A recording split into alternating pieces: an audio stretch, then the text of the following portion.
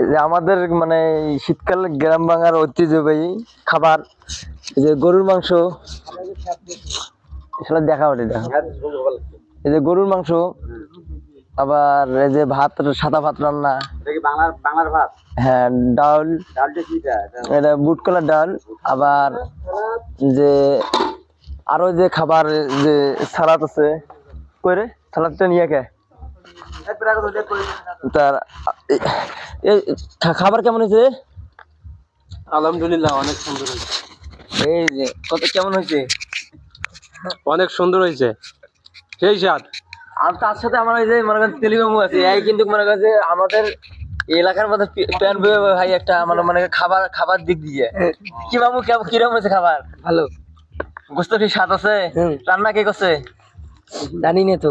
ওরে বাবা, আমার মামু কিন্তু ভাত খায় আবার জানে না যে কি দিয়ে খাইছে, জানে না তো, জানে না। আমরা সবাই পাকশাক করছি, তাই জন্য।